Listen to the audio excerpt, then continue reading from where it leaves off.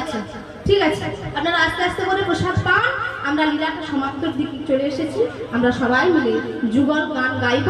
যখন এমন হলো তখন যশোমতী মা বললেন, শোনো গোপাল, কোলের গোপালকে বলছে, ওই যে বৈদ্য গোপাল, ওকে দেখতে তোমার মতো, তাই আমিও তাকে বলছি গোপাল। তা শোনো, ওর ঔষধের দ্বারা তুমি বেঁচে উঠেছো, আর রাধারানীর আনা জলে তুমি বেঁচে উঠেছো।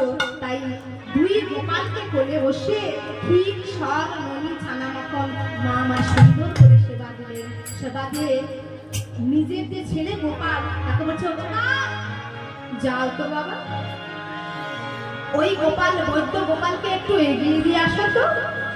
মায়ের আদেশ পেয়ে বৈদ্য গোপাল আর কোলের গোপাল এলেন দুইজনে মৃদু মনে নিকুঞ্জ। পেছন পেছন হলে সখী রাধারানী পরিবেষ্টিত সখীরা এলেন রাধারানীকে ঘিরে।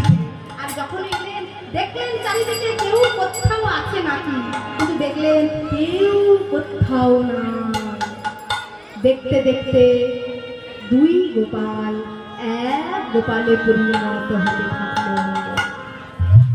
আর সখীরা আনন্দিত হয়ে রাধা কৃষ্ণের একসঙ্গে যুগল গান গাইছে। চলো আমরা সবাই মিলে রাধা কৃষ্ণের যুগল গান গাই।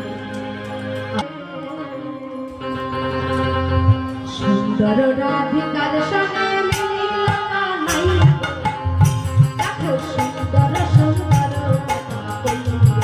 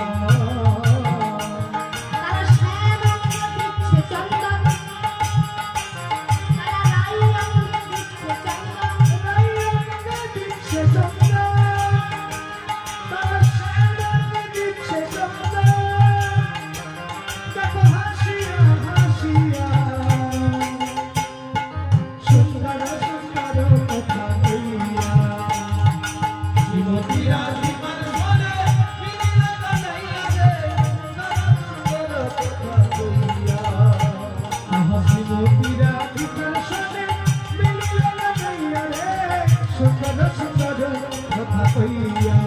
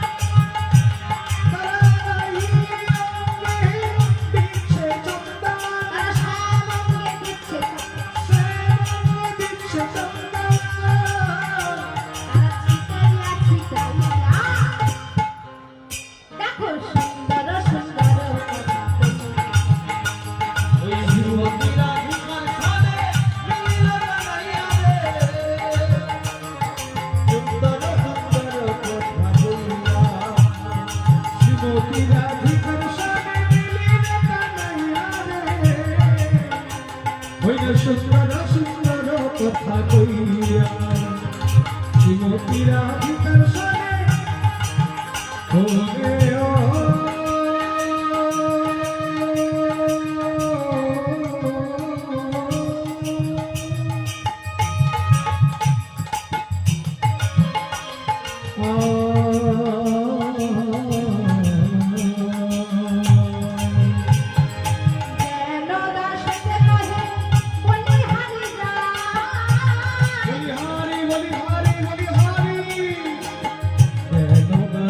বলে বলি হরি গান।